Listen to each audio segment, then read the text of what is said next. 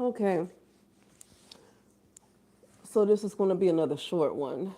So I just decided to go on and record myself and then make it public after I finish. Um,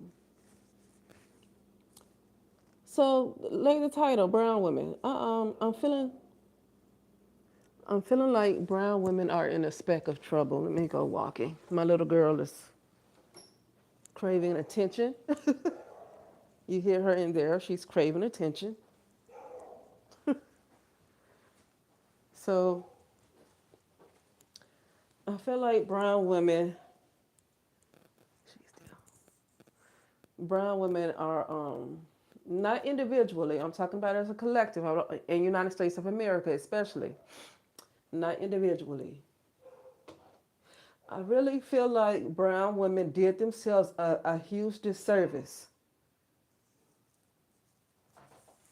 My girl's still barking. I'm trying to walk down the hallway. Okay. I really feel like brown women did themselves a huge disservice when they did not demand respect from brown men. And I'm trying not to bring up stuff that happened like almost 20 years ago, but it has not gotten better because my girl will not stop barking.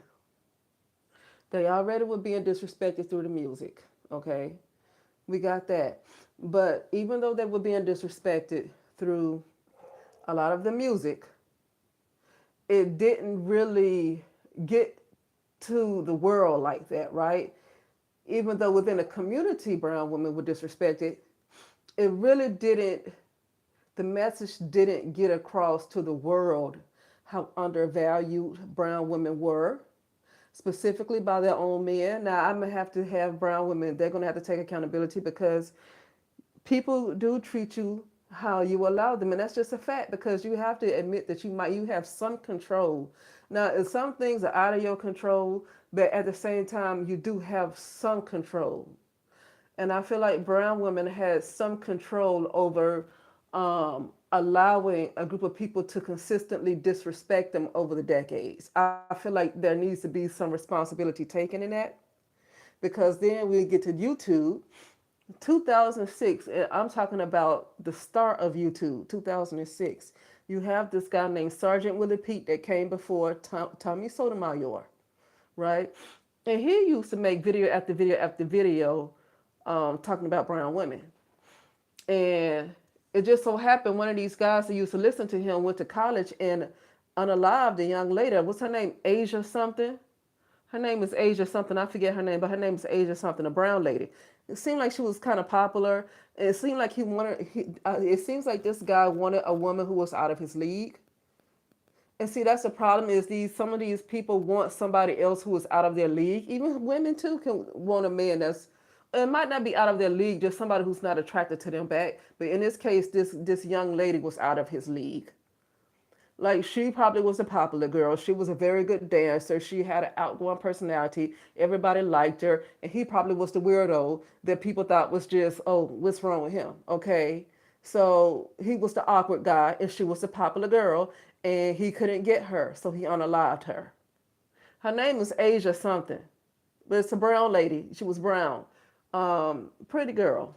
And unalived. She had a YouTube page. And I used to always see her dancing when I used to go look at her YouTube page. After she passed away, when I learned of her name that she was on YouTube, I checked out her page around that time, and she would do a lot of dancing. Okay, I can tell she was popular.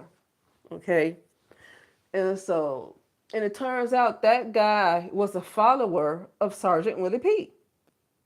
Okay, so and then you get Tommy Sotomayor that just probably whatever Sergeant Willie Pete was doing, Tommy Sotomayor did to the 50th power because he was backed up by a lot of white supremacists.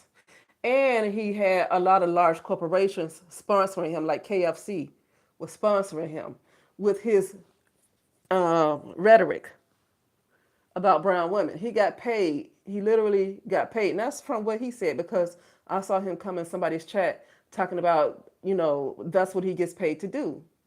So that's his job. If that's his job, that's what he gets paid to do. That's how he eat. That's what he's going to do to continue to get paid.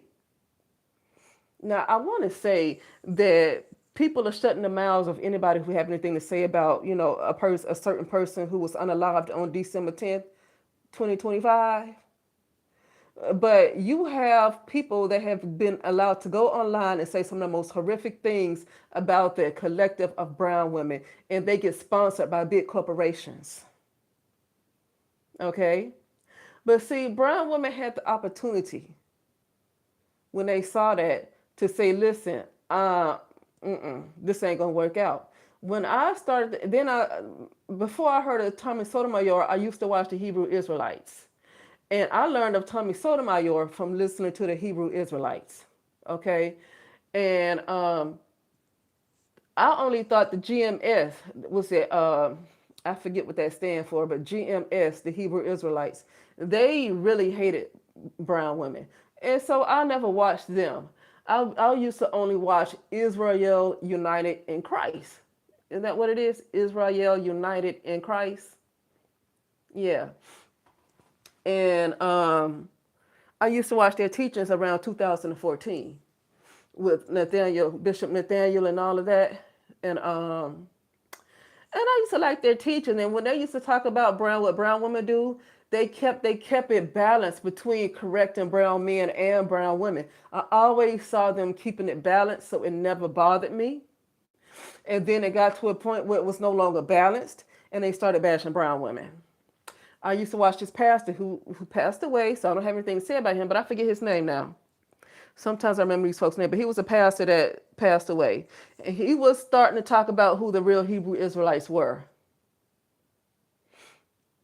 And I used to like listening to him. Then suddenly he started really just talking about going in on brown women on a lot of his preaching. And I said, see, they picking this stuff up from these guys because it's just allowed to happen. And so it got to a point where then you had a few people that came around, like you had Kristen and Harrison been around.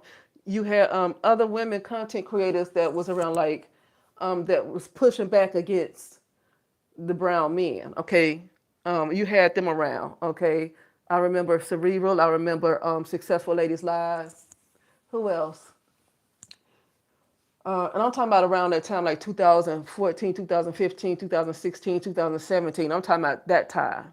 You had a few people online. Some of them are not online anymore. But you had a few. You had maybe a couple of handfuls of people, women that were trying to push back against the brown men rhetoric all over YouTube because they were getting a lot of views. And the brown women that was trying to push back against it, they would barely get any views. So that let it know that YouTube was supporting the denigration of brown women. YouTube was supporting it. Okay. And so anyway, I just said it to say that a lot of brown women seemed like they weren't waking up, even though they knew around that time. When you get to 2017, a lot of brown women were aware of the serious bashing towards them from brown men. And it just seemed like they did not want to do anything about it. See, that's why I have to hold brown women responsible. They did not want to do anything about it. Like, they did not. I understand. Let me tell you something. I understand what it's like not to have high self-worth, because when you grow up in a house where the standard is already set low on how your mother might feel about you, and I'm gonna tell you something. The mother is your first teacher, and when she is mentally ill and taking all of her frustrations out on you as a child, and then you know, and then a lot of stuff, and then not only that, it's just additional stuff that continues to go on through the years that you haven't been able to get away from. For a lot of brown women, their first teaching was low self-worth. Because it seems like a lot of mothers don't like their daughters. And a lot of brown women didn't grow up with a father figure. A lot of them, I'm not saying not all of them, but a lot of them did not grow up with a positive male role model. But not only that, they did not have a positive female role model because a lot of their mothers treated them badly. So they didn't have positive role models on both sides. And so it's hard to have high self-worth when you're not really grounded in self-love, you're pretty much rooted and grounded in self-hate, starting at it as a baby. And so when you become grown, you got to learn how to love yourself, and you have to learn how to do it on your own, and you have to learn how to put the love in you because it ain't coming from another human. Maybe unless you have a child, but sometimes that's not always working either for some people, you know. But so anyway, I felt like that's where brown women dropped the ball. I remember I first came on YouTube around 2017, and I remember saying that the universe is going to answer brown women. Brown women want to continue to support these men that clearly tear them down. Now, when you got to 2018, late 2017, 2018, 2019, then you had celebrities on television shows, on radio, not like NWA bashing brown women, calling people, O's and, Ricks, you know. But now they're bashing them the way that Tommy Sotomayor did, right? Now you got the guys on TV talking about dark-skinned women and like they're coming out and saying it, right? Because they've been doing it, but this time they coming out and talking like the guys did on YouTube. They coming out talking like the GMS Hebrew Israelites, okay? Chris Brown, he don't want no darkies. The constant disrespect. And brown women will they will die for Chris Brown. They will die for him. They will. And this man don't want no darkies up in his club and in his VIP area. And when I say that, I'm talking about the way he talks, not the way, I'm not like that. I'm not a colorist. I'm saying the way he is. Like brown women have not let him go yet. They would die for this man. Okay? I feel like they seriously dropped the ball. And it's getting to the point where the universe is going to completely turn against brown women. So now we get into 2025, and there has been a green light to completely go in on brown women. There has been a green light to disrespect brown women anywhere you want to. It is allowed, and I feel like the universe is allowing it. I feel like the universe is allowing it because I feel like brown women had the opportunity to work on their self-love, to increase their self-worth. And I get it. When you want to work on self-love and self-worth, you probably have to let everybody around you go because in the black community, the brown community, many people don't have it. If you want to work on that, you're going to have to separate yourself from that community because it ain't in there. Okay? But, so I say it to say, I was looking at Lovely T and on one of her videos, I guess, and it was titled, it was a live, and she talked about multiple topics, but one of the topics was talking about Jasmine Crockett and how this lady named Laura Loomer, never heard of her before. Laura Loomer just talked a bunch of trash about Jasmine Crockett. Now, Jasmine Crockett, I guess, would have some interview with somebody, and the person asked her what she felt about Charlie Kirk. And she just shared her opinion on her interaction with Charlie Kirk, but she did not say anything negative about him. She did not condone the violence that happened. None of that. She just talked about her disagreements. And nothing, she did not seem to be disrespectful to me, and she seemed very calm. Okay? And I'm not defending Jasmine Crockett because I'm going to tell you something. I'm not into all this politics and all this stuff. It's a big circus to me. So people say they don't like Jasmine Crockett. Listen, I don't listen to her. I don't listen to Democrats. I don't listen to Republicans that much. I don't get into it. It's a whole big circus to me. It's a big old game. And at the end of the day, they're all friends. Okay, a lot of them are all friends. And they have the public divided as they go out. I always felt like Trump and Joe Biden played golf together. While he getting online talking about sleepy Joe Biden and how he's the worst president of the world, they probably go in there and play golf. After he get on there talking all that trash, he probably go and play golf with Joe Biden. Like they're probably good friends, while everybody else is divided. See?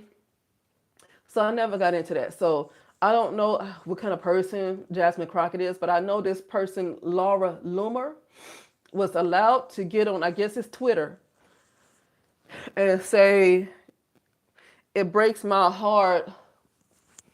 And talking about ghetto, she called her. She said something, and she called her a ghetto black bitch. She said these ghetto black bitches. I remember those words. These ghetto black bitches. Okay, and this is she was saying this referring to Jasmine Crockett, right? She said this referring to Jasmine Crockett, and I guess her disagreement with this interview talking about Charlie Kirk, even though she wasn't disrespectful, she was just talking about her disagreements, but she did not condone the murder. Okay. Um, but anyway, the only pushback that Laura Luna had was from brown women. That's the only pushback she had was from brown women. Nobody else was going to. Nobody else, no brown men, no other group of people were willing to hop on Laura Luna about calling this lady a ghetto black bitch. Okay? And I say that to say, I said this before when Charlie Kirk was disrespecting brown women, talking about Michelle Obama and other ladies, brown ladies in politics, talking about they were only there because of affirmative action, because they don't have the brain processing power otherwise. Talking about them. And I said, why? How did it become so easy for these people to get online and disrespect brown women the way that they do? When this lady talking about ghetto black bitches, guess what? She sounded like a black man when she said that. When that lady Laura Loomer said that, Loomer or whatever her name is, because I haven't heard of her before. Like I said, these people, if they come in on a lot of politics, that's why I don't know who they are, because that's a circus to me, like I said. And I choose where I want to waste my brain cells, okay? But I just happen to watch this on WT. And when she said that, she sounds like Tommy Sotomayor. She sounds like other black men on YouTube when she said that. So if brown women want to hop on Laura Loomer for calling this lady a ghetto black bitch, they need to go and hop on these black men that's been online for saying this forever.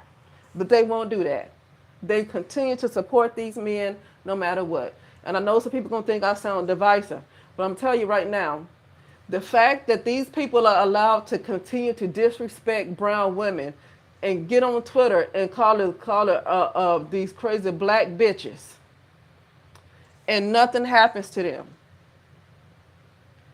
it lets me know that pretty soon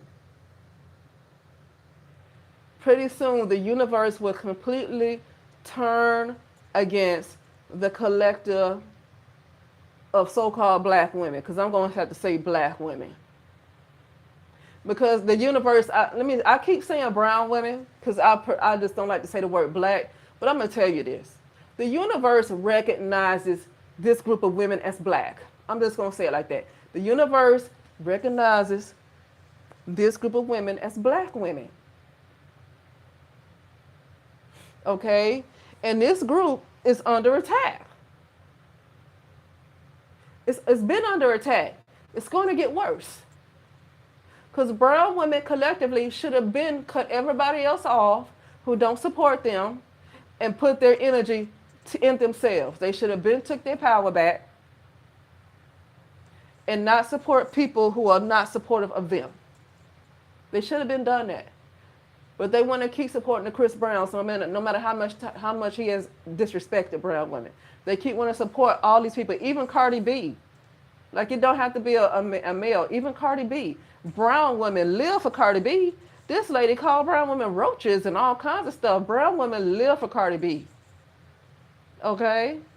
So that's what I'm talking about. It's like it's been okay. Brown women have consistently given people a pass for disrespecting them, and the universe pretty soon is going to completely turn, because I think the universe is in the process of already turning against brown women. It's going to come a time when the universe is going to be opposed to brown women, and people are going to do whatever they want to do to brown women, and they're not going to get in trouble, because the universe is going to be against them. They're not going to get in trouble because the universe is going to be against brown women. And brown women have some control in the universe. Or I'm going to say black. Excuse me. Let me say black because the universe identifies them as black.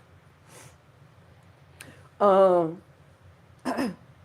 Black women had some control over that by working on self-love, increasing their self-worth, and just not consistently tolerating somebody who is disrespectful, who don't appreciate them. But they insisted on a one-sided relationship when it comes to their counterparts. They insisted on maintaining a one-sided relationship.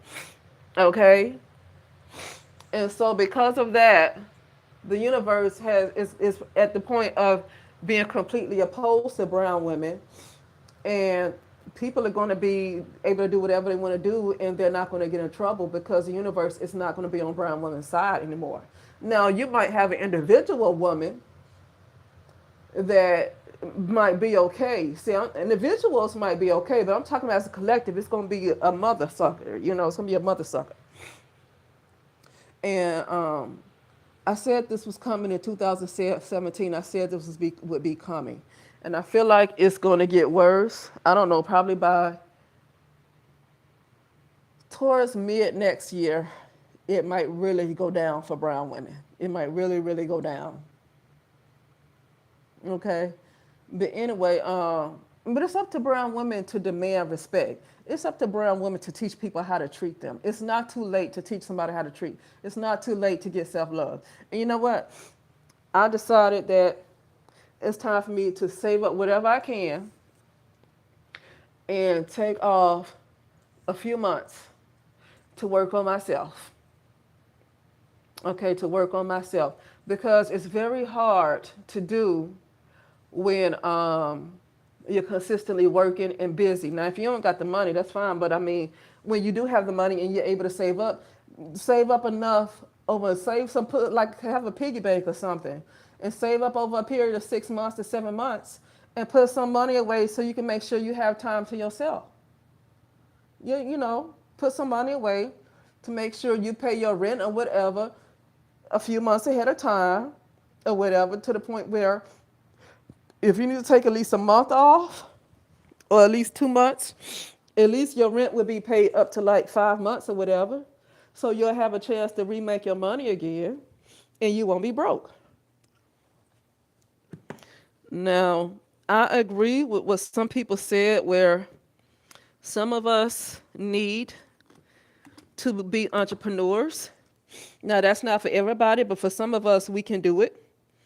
I definitely agree with that, because if you decide to go on leave, you can go on leave whenever you feel like it. When you're an entrepreneur, you go on leave whenever you feel like it, and you don't have to worry about somebody firing you, because you need to take care of yourself, because you need to take care of your mental health. And it's like you don't have to worry about the fear of not having a job when you simply just need to take care of yourself. Because the thing about it, if they need you so bad, if you die, they're going to have to replace you anyway, because they know you ain't coming back.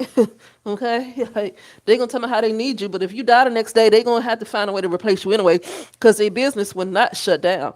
Like, one thing about it, they're not going to lose their business if you die. They will keep going. Okay, it might catch them off surprise, by surprise, and they have to do something at the last minute, but they're going to survive, because they ain't going to lose their business just because you passed away. Okay? So that's what I'm saying. It is best for some of us to, if we can, we need to have our own businesses. And not a huge business where we're hiring other people, but where we make our own money, we can control our own schedules. And that way, when we take off when we feel like, and we don't ever have to worry about getting fired, because you're not going to fire yourself, so you don't have to worry about nobody firing you. And you get all of the freedom and time to take care of yourself like you want to. But anyway, like I said, brown women, it's just not too late for the collective to work on self-love and self-worth. It's worth taking a break. If it's not from your job, it's worth take a break from your family. You might need to take a break from maybe your boyfriend or your friends or whatever. And it could be the job, but just, right now, brown women collectively, United States of America, at an all-time low when it comes to self-love. And it's just no more room to be around people who are not going to lift you up. There's no more room for that because the universe is about to tear brown women up. The universe is about to tear brown women up. Okay? And it's no more room to be tolerating folks who's not going to lift you up because brown women are in danger. Danger. They're the number one target, but they're the number one target because they are the blueprint. Okay? Blueprint for humanity. That's why they're the number one targeted. That's the group that needs to be taken out. Brown women. So it's a reason why they're targeted. And I don't care if this sounds divisive. Brown men, I can say they were used to push this whole thing with the targeting of brown women, but at the same time, I don't feel like if it's not something you really don't if it's not something that you really want to do, you would not do it. So I don't want to give too much credit to somebody controlling brown men. I did for the most part. I think that's just how they feel. Okay, and I